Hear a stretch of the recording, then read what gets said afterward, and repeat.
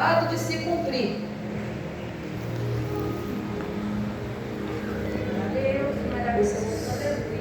Os magos apareceram seguindo uma estrela, vieram do Oriente, foram conduzidos, porque aquela estrela não apareceu em vão.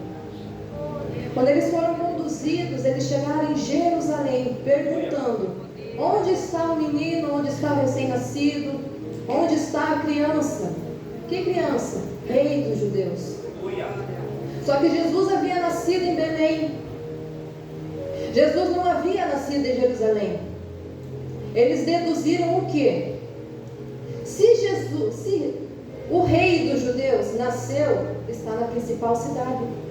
Se o rei dos judeus nasceu, está na capital.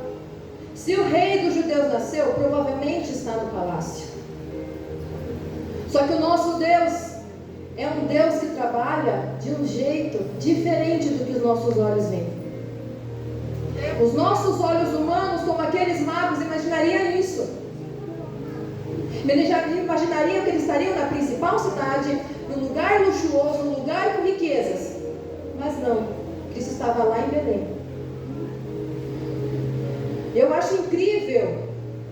Eu estava lendo em casa como nós apenas olhamos para o óbvio, apenas olhamos para o como deve ser, com cara do que deve ser. Só que nosso Deus é um Deus que trabalha com improváveis. Era improvável um rei nascer numa manjedoura. Era improvável um rei nascer numa cidade tão pequena como Belém. Só que o nosso Deus, Ele olha e fala: ei, eu não olho como você vê, eu não vejo como você vê. E Deus começou a ministrar em meu coração em Moisés. Moisés não conseguia nem falar para liderar um povo, mas Deus escolheu ele. O que aconteceu com Abraão? Abraão já era um homem de idade, sua esposa também. O que ele fez com um senhor de idade, com uma senhora de idade? Ei, vocês vão andar, vão peregrinar, não terá uma habitação ali fixa e vão gerar um filho. Aleluia. Não seria mais fácil para Deus já pegar um casal novo aí?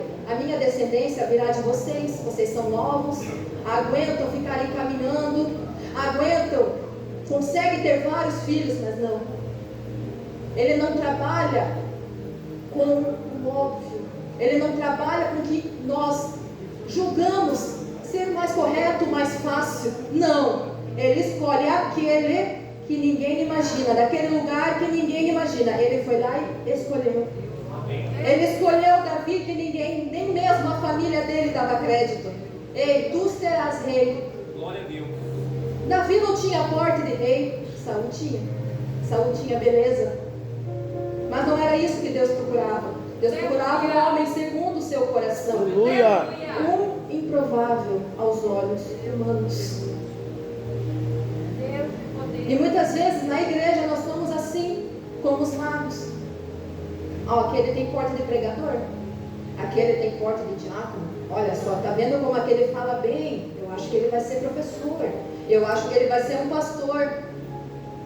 Ei, mas Deus escolhe aqueles, o menorzinho da casa, aquele que ninguém dá nada. Ele fala: é você.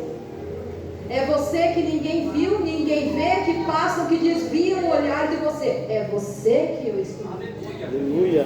E quando eles chegaram, e quando a promessa já estava no colo de Maria, a promessa já havia nascido, ela já havia gerado. E como eles começaram a perguntar em Jerusalém aonde está, chegou aos ouvidos de Herodes. Herodes era o rei na época. E quando Herodes soube, o que aconteceu? Herodes se amedrontou, se espantou, temeu, ficou com aquele sentimento de medo de perder o trono, medo de perder o poder. Só que tem uma coisa: quando Deus começa a nos levantar, quando Deus começa a nos usar, quando a promessa que Deus prometeu em nossas vidas começa a acontecer, não é somente aqueles que irão interceder por nossa vida, que irão soprar o nosso nome, que chegará o nosso nome. Não sois somente os magos que souberam, mas também aqueles que têm vontade de nos matar. Aqueles que querem fazer de tudo para nos matar, para nos tirar do propósito. E você tem que entender que faz parte do processo de Deus o nosso nome se espalhar para aqueles que não nos querem bem, aqueles que nos querem longe, aqueles que irão fazer de tudo para você renunciar, para você largar o que Deus colocou em suas mãos. Herodes soube, porque a notícia se espalha, né? É engraçado, né? Tá vendo fulano? Prega que é uma bênção. Aí chega o outro e fala, enrolou demais. Difícil, mas acontece. Existem 3 tipos de pessoas aqui, 3 tipos de comportamento aqui nesse texto. Nós falamos dos magos, nós começamos falando dos magos, falamos de Herodes agora, que ficou enciumado e chamou quem? Os principais sacerdotes, os estudiosos, os religiosos. Engraçado que esses homens, eles sabiam decor aonde que estava cada promessa que Jesus viria, aonde Jesus nasceria. E mesmo tendo um sinal que Jesus havia nascido, eles não correram atrás. São aquelas pessoas que na igreja estão clamando, mandem profetas, mandem pastores, mas quando Deus levanta um, é o primeiro a não acreditar que é Deus levantando aquele. Aleluia. Não é fácil. Aleluia. E existe aqui, dentro da igreja de Cristo. Não é fácil. E sabe por que Herodes ficou enciumado? Sabe por que Herodes temeu? Porque tem o verdadeiro e o falso. Tinha o rei verdadeiro, que era Jesus, que já havia acabado de nascer, e tinha o rei falso que estava sentado no trono. Foi por isso que ele temeu. Ele temeu perder o poder.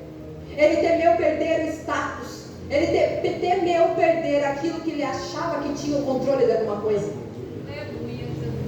E foi por isso que ele se amedrontou. Só que é o seguinte, existem alguns fatores que a gente pode distinguir qual que é o falso e qual é o verdadeiro. Quais são os frutos? Jesus, um pouco mais para frente, fala: aquela árvore que não dava os frutos, corta e joga ao fogo. Capítulo 7, se me recordo, Mateus. O que aconteceu? Os frutos do Espírito, eu até anotei aqui: amor, alegria, paz, longanimidade, benignidade, bondade, fidelidade, mansidão e domínio próprio. Herodes era uma pessoa sanguinária. Foi por isso que ele se amedrontou. Ele sabia que não era dele. Muitos de fora podiam ver Herodes o que? Um rei que reinava sobre todo Israel, estava fazendo melhorias. Porque Herodes foi o responsável para começar a reconstrução do templo. Herodes foi o responsável pela cidade, para reconstruir a cidade de Cesareia. Ele fez melhoria no reino de Israel. Obras por fora, obras que somente os olhos veem, mas o coração estava corrompido. E nós muitas vezes só olhamos o que as pessoas veem e achamos que são frutos, mas não é. São obras. Por quê? Pelo interesse que está vindo atrás. O interesse de Herodes continuar no trono era político. O interesse de Herodes continuar na posição que ele estava era para somente suprir o ego dele. Deus poderoso, aleluia, Jesus. E foi por isso que ele se amedrontou, porque ele sabia que ele não era verdadeiro. Quem não é verdadeiro teme quando Deus levanta o verdadeiro. Quem não sabe o seu lugar no corpo de Cristo fica amedrontado quando alguém descobre o seu lugar no corpo de Cristo e Deus começa a usar, Deus começa a levantar, Deus começa a usar. Quem não sabe quem serve, quem não conhece o Deus que serve, se enciuma do ministério do outro. E foi isso que Herodes fez. Herodes chamou e eles indicaram os religiosos a cidade exata que Jesus nasceria. Deus de glória, aleluia, Jesus. Tu és santo, Senhor. E o que Herodes fez? Chamou secretamente os magos. É perigoso quando nós temos conversas que ninguém pode saber. Sabe aquela conversa aí que fala? É perigoso. Porque na maioria das vezes nós estamos ministrando da vida do nosso irmão. Herodes só queria cuidar e saber o que estava acontecendo. Ele não tinha interesse de adorar. Ele falou que ia adorar. Sabe aquele irmão aí? Vamos saber para orar por aquele irmão? É só um comentário para você me ajudar em oração. É fofoca. E Herodes estava cuidando para saber o que estava acontecendo, da onde viria o menino. Complicado, né? Não se preocupe, eu apanhei em casa antes também. Aleluia. Apanhei bastante. Doeu. E a gente vai aprendendo, né? Com Deus ministrando a palavra da gente. Não é fácil. Esses erros acontecem dentro da igreja. Não da IQTQ, não da quadrangular, não de Paranaguá. A igreja de Cristo em todo o mundo. Só que, quando os fariseus anunciaram para Herodes a cidade, que era Belém, que Jesus nasceria, o que aconteceu? Herodes chamou os magos e falou: ei, vai para lá, e quando vocês saberem, eu vou adorá-lo.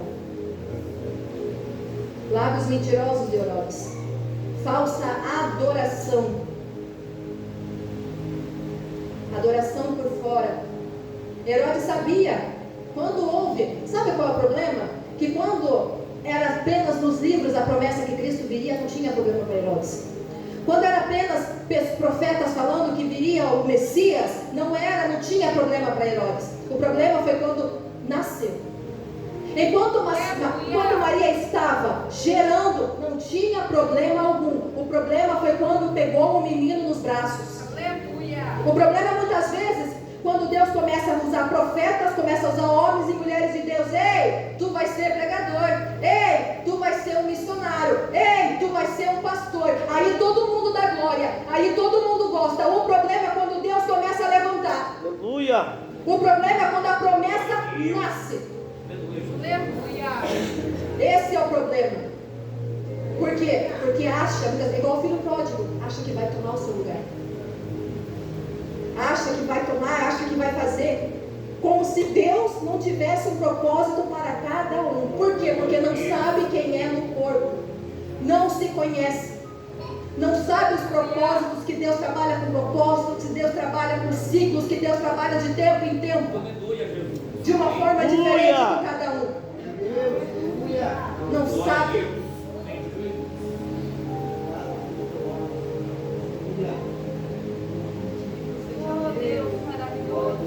E esses lábios mentirosos, sabe, muitas vezes a gente, acontece escândalos na igreja, acontece algumas coisas que a gente vê que a pessoa fazia as coisas na igreja, no fim estava em pecado. Lábios mentirosos. Quando Jesus fala que vai, nem quando falam, eu profetizei, eu preguei, eu pastoreei, eu liderei em seu nome, aparta-te de mim. Por quê? Jesus também fala um pouco antes desse verso, nem todos que falarem Senhor, Senhor, entrará no reino. Nem todos que estão falando que amam a Deus, amam a Deus. Nem todos que falam que obedecem a Deus, obedecem. Nem todos que falam que estão aqui fazendo a obra são separados, estão no centro da vontade de Deus. E nós muitas vezes olhamos somente para a obra, somente pelo que aquela pessoa faz, se ela é capaz de fazer, se ela não é capaz de fazer, porque ela tem cara de, porque ela tem jeito de, mas nós não olhamos, não buscamos entender quem ela é, os frutos, porque uma hora acontece, uma hora aparece quem a pessoa verdadeiramente é, e geralmente quando ela é frustrada, geralmente quando as coisas não saem do jeito que ela quer, aí nós conhecemos o que está habitando no coração da pessoa, quem está conduzindo a vida daquela pessoa.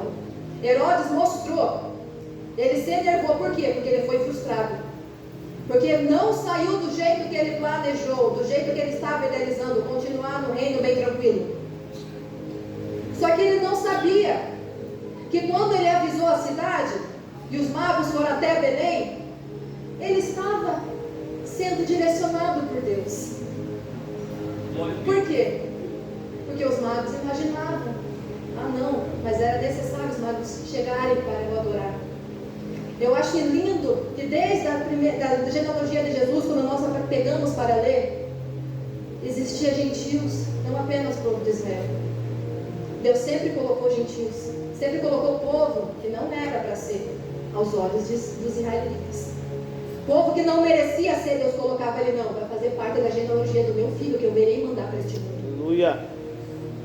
Ele mandou desde a genealogia de Jesus improváveis, aqueles que eram rejeitados, que ninguém queria. Não, esses vão fazer parte da genealogia do meu filho. São esses, lá de fora. E desde sempre, os gentios, o povo que não era de Israel, fez parte de Jesus. Por que quando ele nascesse ia ser diferente? Deus já havia enviado os pastores para adorar, para ver o menino quando tinha nascido. Deus já via os israelitas que estavam pastoreando. Agora os magos eram de outros povos. Por quê? Porque todo joelho se dobrará. Aleluia. Não importa a cor, não importa a nacionalidade, não importa o gênero, todos. E desde lá, eu irei mandar pessoas diferentes, pessoas com costumes diferentes, para adorar o meu filho. Aleluia. Engraçado que esses magos, eles tiveram tanto empenho de adorar, andaram tanto, e quem estava do lado, quando soube do burburinho do rei de Israel, do rei da Judeia, nem se preocuparam em adorar. Muitas vezes quem a gente não dá a mínima, se preocupa em estar no centro da vontade de Deus mais do que nós que estamos muitas vezes em destaque, muitas vezes numa posição. Aquele que nós nem imaginamos, que tem uma vida no altar, tem uma vida com Deus melhor do que a nossa. Por quê? Porque nós olhamos com os olhos humanos e nós não conhecemos o coração de cada um aqui. E foi necessário, Herodes, sem saber, ele foi conduzido pelo Espírito Santo para aqueles homens irem adorar a Deus. Só que passando ao momento de adoração, quando eles chegaram na casa que José estava, eles foram embora. No mesmo instante, um pouco depois que eles foram embora, Deus falou com José: ei, pega o menino e vai para o Egito, porque Herodes quer matar ele. Olha a coragem de José. José, no meio da noite, condições inapropriadas, muitas vezes ele podia esperar até amanhecer, para estar mais confortável a estrada. Ele podia esperar: não, eu vou pedir. Porque muitas vezes nós somos assim: Deus me manda um sinal. Deus manda, Deus fala. Deus me manda outro sinal. Ai Deus, eu não tenho certeza do que está acontecendo. Me manda outro. Daqui a pouco você quer que Deus desça na tua frente para falar alguma coisa, mesmo assim é capaz de você não acreditar. Porque você quer ser movido por sinais. Sendo que Deus falou e a obediência tem que ser imediata. Aleluia. Josué, o que Josué fez? Obedeceu imediatamente. Ele não ficou pensando: será que é Deus falando comigo? Este sonho, será que veio da minha mente ou será que veio da parte de Deus? Não. Eu sou uma pessoa direcionada por Deus e eu sei que é Deus falando comigo, então eu vou pegar a minha promessa no meu colo e vou sair daqui. Aleluia. Tem que ter coragem para renunciar. Tem que ter coragem para fazer o que Deus quer. Deus não errou quando te chamou. Deus não errou quando te separou. Deus não errou quando preparou aqueles pais para Jesus. Detalhe que José e Maria não estavam mais na manjedoura, estavam numa casa. Teólogos afirmam que Jesus tinha em torno de uns meses a um ano de idade, já era uma criança. Eles já estavam estabelecidos, já estavam aproveitando a promessa. Só que muitas vezes nós vamos ter que renunciar lugares, pegar a promessa no colo, para a promessa não morrer e obedecer a voz de Deus. Aleluia. Vamos ter que obedecer o que Deus está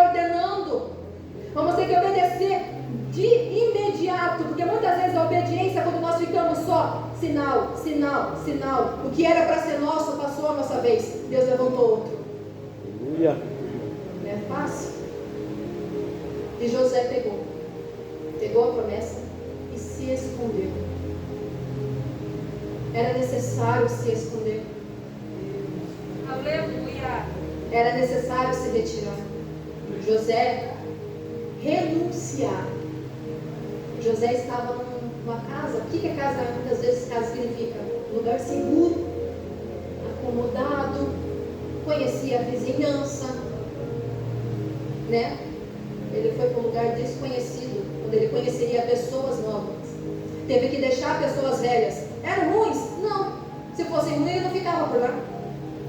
Ele teve que ir para o Egito, num lugar que ele não conhecia ninguém. E foi.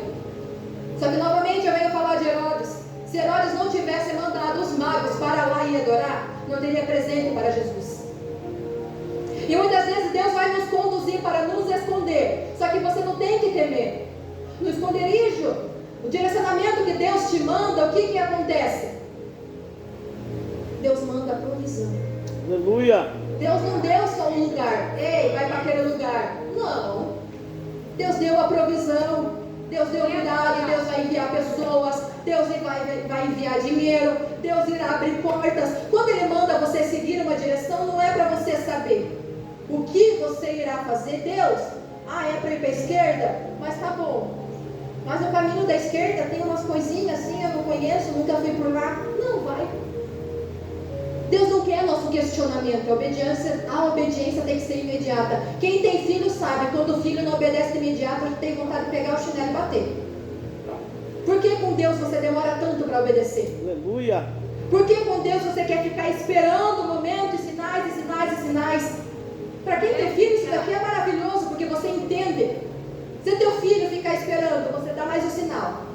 Ai, pai, vou esperar meu pai me repreender de novo. Você vai ficar alegre? Terá consequências, um castigo, uma repreensão. Só que esse Deus que a gente fala que tanto adora, que a gente louva, que fala que ama tanto, a gente não consegue obedecer. Quanta hipocrisia da nossa parte. Que a gente louva, e quando Ele manda a gente renunciar, quando Ele manda a gente tomar uma direção, a gente não vai. E quando José foi, Deus mandou a provisão, Deus cuidou. E se José não tivesse obedecido de imediato, Jesus morreria. Porque Herodes mandou matar todos os meninos da região de Belém. Todos até 2 anos de idade. Para não ter perigo de ficar nenhum. É difícil, né? É difícil. E muitas vezes nós agimos como Herodes. Quando nós achamos que temos o controle de alguma coisa. Herodes matou os meninos e achou que tinha o controle. Achou que estava no comando. E quem está no comando é Deus. Aleluia. Antes de Herodes imaginar em ordenar a matança, Deus já tinha avisado José: ei, foge. José, foge. Aqui não é lugar para você. Aqui não é. Só que Herodes novamente foi conduzido por Deus. Aleluia, Deus. É incrível que mesmo na nossa dor, é o Espírito Santo conduzindo. Aleluia. Na nossa luta, é o Espírito Santo conduzindo ao rumo da promessa. Porque era necessário que Jesus fosse para o Egito. Porque no momento oportuno iria se cumprir a promessa. Aleluia. O meu filho eu chamei do Egito. O meu filho eu chamei. E é difícil a gente reconhecer que é Deus tratando da gente na nossa dor. É difícil a gente reconhecer porque nós nos sentimos abandonados. Quando Deus manda a gente se esconder, quando Deus manda a gente ficar longe. É difícil, não é fácil, mas é as mãos dele na nossa dor. Era a mão de Deus quando Jesus foi perseguido. Era a mão de Deus quando Jesus nasceu ali em um lar pobre. Era a mão de Deus. As nossas aflições. E a gente não consegue entender que na nossa dor é Deus que está conduzindo. Porque muitas vezes a gente fala, Romanos 8:28, é 8:28. Todas as coisas cooperam para o bem daqueles que amam a Deus. Aleluia. Só que todas as coisas, a gente só acha que é nossos momentos de alegria. A gente só acha que é aquele momento que nossa família está bem espiritualmente, que nosso filho está ali no centro da vontade de Deus, que a nossa saúde está intacta, que o nosso emprego está bem, que as portas estão abertas. Mas na luta não. A luta é fúria de Satanás. Satanás trabalha para Deus. Ele tem a mente, ele é ardiloso. Ele quer ele tem estratégias para nos tirar da presença. Só que ele também obedece a Deus. Enquanto ele achava que iria matar Jesus, criança, soprando no ouvido de Herodes, ei, mate todos os meninos. Deus já sabia o que ia acontecer, pega a promessa e sai. Aleluia. A promessa não é tua.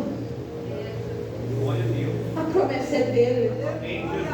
É para você cuidar. Não é teu. Nada é teu, é tudo dele. A promessa que você tem, o que você tem, o propósito da tua vida não é porque você é especial, porque Deus te olhou, meu Deus, é meu filho, ele é o melhor do mundo, entre bilhões de pessoas que já existiram, ele é o melhor, é só para ele. Não. Deus colocou promessas e propósitos na nossa vida para o nome dele ser glorificado. Aleluia. Enquanto nós estamos neste mundo, nós devemos obedecer para povoar o céu, para ganhar almas, para cuidar de almas. E chegou o momento de voltar. A promessa se cumpriu. E José, novamente, conduzido pelo Espírito Santo, o que José fez?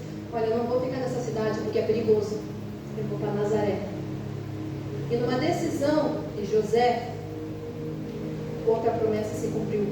Precisou de sonho? Não. Quem tem o Espírito Santo de Deus tem as melhores decisões. Está com dúvida? Abre isso daqui, ó, que vai te responder. Aleluia. Você não precisa de ficar pedindo sinal, profeta. Se você tem o Espírito Santo de Deus dentro de você, você será conduzido por ele. Só que eu quero finalizar agora, meus irmãos. Deus escondeu o seu filho. Por quê? A promessa tinha nascido. Ele ficou um breve momento exposto. Só que ele ainda não estava pronto.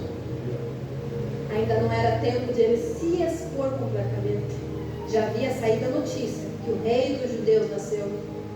Mas ainda não era tempo de ele fazer tudo o que Deus tinha para ele.